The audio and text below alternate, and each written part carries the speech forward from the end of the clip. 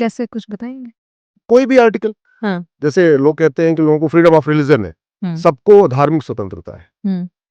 लेकिन धार्मिक स्वतंत्रता की एक लिमिट है। हम्म। पंथ की जो स्वतंत्रता है वो subject to public order, health and morality. Hmm. आपके रिलीजन को फॉलो करते समय पब्लिक ऑर्डर डिस्टर्ब नहीं होना चाहिए, आपके रिलीजन के फॉलो करने में किसी के स्वास्थ्य खराब नहीं होना चाहिए, आपके रिलीजन के फॉलो करते समय आपका जो है वो इमोरल नहीं होना चाहिए। हम्म। अब इमोरल का मतलब वो कॉन्स्टिट्यूशन की वैल्यूज पे फिट होना चाहिए। इसका मतलब आप, कॉन्स्टिट्यूशन कहता है सब लोग एक समान है, तो आपका रिलीजन भी सबको समान मानना चाहिए। अगर आपका रिलीजन सबको समान नहीं मानता तो उस रिलीजन को भारत में एग्जिस्ट करने की जगह ही नहीं है। भारत का संविधान कहता है, आर्टिकल 15 कहता है किसी से भेदभाव नहीं करना। आपका रिलीजन कहता है कि नहीं, भेदभाव करना है, पाक नापाक। तो इसका मतलब उस रिलीजन को भारत में कोई जगह ही नहीं, उसको भारत, हमारा कॉन्स्टिट्यूशन रिलीजन मानता ही नहीं है। तो आपका जो रिलीजन है, XYZ कुछ भी हो, चाहे वो इंडियन रिलीजन है या फॉरेन रिलीजन, दो तरीके के रिलीजन है। हाँ। इंडियन रिलीजन हो गया सिखिज्म, जैनिज्म, बुद्धिज्म, जो सनातन से निकले। बाकी फॉरेन रिलीजन हो गया आपका, क्रिश्चियनिटी हो गया, इस्लाम हो गया। बाकी इन दोनों में सबसे बड़ा अंतर यह है कि जो इंडियन रिलीजन है, बुद्धिज्म, जैनिज्म, सिखिज्म, हिंदुज्म, जो भी है, सनातन के पार्ट है, इनकी कोर वैल्यूज एक जैसी है। जितने भी इंडियन रिलीजन है वो वसुधैव कुटुंबकम को मानते हैं, जितने भी इंडियन रिलीजन है वो नारी तू नारायणी को मानते हैं, जितने इंडियन रिलीजन वो यत्र नारस्तु पूज्यते रमन्ते तत्र देवता को मानते हैं। इंडियन रिलीजन सर्वमंगल मांगल्ये शिवे सर्वा साधिके। इंडियन, चाहे सिखिज्म हो, चाहे जैनिज्म, चाहे बुद्धिज्म, सर्वे भवन्तु सुखिनः सर्वे सन्तु निरामया। चाहे वो इंडियन रिलीजन कुछ भी हो, लेकिन इस बात को मानता है कि सबका साथ हो, सबका विकास हो, सबका कल्याण हो। हम कभी नहीं कहते कि हिंदुओं की जय हो, गैर हिंदुओं का नाश हो, हिंदुओं में सद्भावना हो, हिंदुओं का कल्याण, ऐसा नहीं बोलते। फॉरेन रिलीजन और फॉरेन रिलीजन यही कहते हैं। फॉरेन रिलीजन यूनिवर्सल इक्वलिटी को नहीं मानते। इस्लाम और क्रिश्चियनिटी यूनिवर्सल, मतलब वसुधैव कुटुंबकम को नहीं मानता। वो कहता समान तो है, लेकिन मुस्लिम एक समान है, जो मुस्लिम नहीं है वो एक समान नहीं है। इसलिए तो जबरदस्ती सब खींच खींच के ला रहे हैं अपने अपने पाले में कि हमारे यहाँ आ जाओ, अभी तो तुम नापाक हो, हमारे आते पाक हो जाओगे। भारत के पंथ और विदेशी पंथ का अंतर यह है कि हमारे यहाँ क्या, मोक्ष प्राप्त होगा, यही कहते हैं ना, यही कहता है। भाई अच्छा काम करोगे तो मोक्ष मिल जाए। मोक्ष में क्या मिलेगा? कुछ नहीं मिलेगा, जो मिल रहा है वो भी खत्म। मोक्ष में तो आज की डेट में जो कुछ है वो भी खत्म, साइकिल ही खत्म, आना ही नहीं यहाँ पे। हाँ। फॉरेन रिलीजन कह रहा नहीं, हमारे यहाँ आओ, दूध की नदी है, फूलों का गद्दा है, ठीक है, 72 हाँ। और भी व्यवस्था है, केसर युक्त शराब है। इस्लाम में ये कॉन्सेप्ट है, लगभग इसी से मिलता जुलता क्रिश्चियनिटी में कॉन्सेप्ट है कि हमारे यहाँ आओ, हीवन में जाओगे, हीवन में ये व्यवस्था है। तो एक बकायदा पैकेज है दोनों जगह। इधर कोई पैकेज नहीं, इधर जो है वो, जो पैकेज मिल रहा है वो भी खत्म। तो ये डिफरेंस है।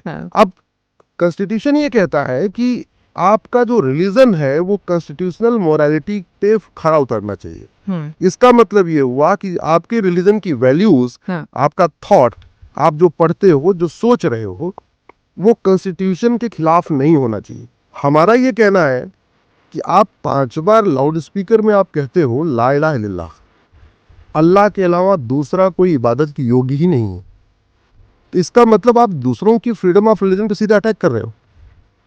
मैं तो मानता हूं कि राम पूजा योग्य है, आप लाउड स्पीकर से चिल्ला कर राम पूजा योग्य नहीं, केवल हमारे वाले पूजा योग्य है।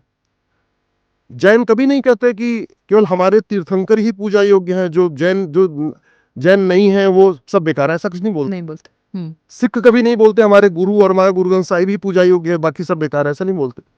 बौद्ध कभी नहीं बोलते कि गौतम बुद्ध ही ठीक है, बाकी सब बेकार है। राम के भक्त कभी नहीं कहते कि राम के अलावा कोई पूजा योग्य नहीं है। कृष्ण के भक्त कभी नहीं बोलते कृष्ण के अलावा कोई पूजा योग्य नहीं है। शंकर जी के भक्त कभी ये नहीं बोलते, विष्णु जी के भक्त नहीं बोलते, और कोई नहीं बोलता। तो भारत के रिलीजन कभी दूसरों को ये नहीं कहते कि नहीं नहीं तुम जो फॉलो कर रहे हो पाथ गलत। हम तो कहते हैं एकम सत्य, एक ही सत्य है, बाकी रास्ते अलग अलग है, हम ऐसा कहते हैं। सही बात है। ये डिफरेंस है। तो मैंने सोचा इसकी सब चीजों पे चर्चा कहाँ से होगी, डिस्कशन कैसे होगा। तो रास्ता दो ही था, संसद और सुप्रीम कोर्ट। संसद पहुंच नहीं पाया, आज तक नहीं पहुंचा, तो सुप्रीम कोर्ट का रास्ता हमने चुना। और वहीं से फिर जो जो विषय मुझे ध्यान आते गए, एक एक करके पीएल फाइल करते गए। शुरुआत में तो बड़ा मजाक भी उड़ाया जाता था हमारा। मैं तो यही सोच रही हूँ कि जब आपने एक इतनी अच्छी जॉब को छोड़ा, सेल्फ डाउट नहीं हुआ आपको कि मैं एक अकेला क्या पूरे सिस्टम को या देश को बदल लूंगा? हाँ, सोचा मैंने इसको कि मैं क्या कर पाऊंगा, पेरेंट्स भी कोई बहुत सपोर्टिव नहीं थे। सपोर्टिव से मतलब उनका ये कहना था कि पेरेंट्स वो ये चाहते हैं कि पैसे आते रहने दें, क्योंकि वो आप ही का भला चाहते हैं अल्टीमेटली। पेरेंट्स वांट कि आप तकलीफ ना पाओ, एक सेटल करियर हो पेरेंट्स का यही लाइफ को। कहना था बच्चे छोटे-छोटे हैं, बच्चों का क्या होगा, बाद में इनकी पढ़ाई-लिखाई ये वो। और सास-ससुर से बात हुई तो उन्होंने भी, कुल मिला के पत्नी ने हमें सपोर्ट किया पूरा इस पूरी मुहिम में। ये पीआईएल मैन का पिलर है। हाँ, वो पे। और फिर सुप्रीम कोर्ट में गया तो वहाँ सुप्रीम कोर्ट में एक अलग ही धारा बह रही थी। सुप्रीम कोर्ट में जो कोर्ट का कॉरिडोर है ना, वहाँ सब एक से बड़े दिग्गज लोग खड़े होते हैं। हाँ। ऐसे दिग्गज वहाँ पे हैं सुप्रीम कोर्ट में, जो वीकेंड में भारत में नहीं रहते, वीकेंड का डिनर फॉरेन में करते हैं। और जब मैंने पीआईएल फाइल किया, मेरी पीआईएल एक्सेप्ट होना शुरू की हुई, तो वो जो ऐसे दिग्गज लोग थे वो विरोध करने आने शुरू हो गए हमारे। क्यों? अरे जो हमारी विरोधी पार्टियां थी उनको एंगेज कर लेती थी। हमारी विरोधी पार्टियां, अच्छा। भूतपूर्व गृह मंत्री, भूतपूर्व वित्त मंत्री, भूतपूर्व शिक्षा मंत्री, भूतपूर्व विदेश मंत्री, ये लोग एक तरीके से कॉमन फेस हो गए हमारी पीएल का विरोध करने। तो शुरुआत में थोड़ा अजीब सा लगता था, भाई मैं नया नया, कोई मेरी वकालत की कोई बैकग्राउंड नहीं, कोई मेरा माई बाप नहीं, कोई मेरा कोई वहाँ सुप्रीम कोर्ट का कोई गॉडफादर नहीं, खड़े होने की कोई जगह नहीं, सपोर्ट करने वाला कोई नहीं। इनिशियली तो शायद विरोधियों ने भी बहुत सीरियसली नहीं लिया। हाँ, सीरियस थोड़ी मजाक उड़ाते थे। ये क्या करने आ गए, ये क्या नहीं आ गए। फिर 2-4 जब एक्सेप्ट हुई तो थोड़ा थोड़ा लोगों ने शुरू किया, फिर थोड़ा सा और शुरू किया, थोड़ा सा और कंसिडर करना शुरू किया। अब तो शायद भगवान की ऐसी कृपा हो गई कि जैसे मैं पीएल हमेशा चीफ जस्टिस कोर्ट में लगती है। अब जब वहाँ खड़ा रहता हूँ तो लोग बड़े सीरियसली कहते हैं आज क्या है, आज कौन सा बम फोड़ने वाले हैं।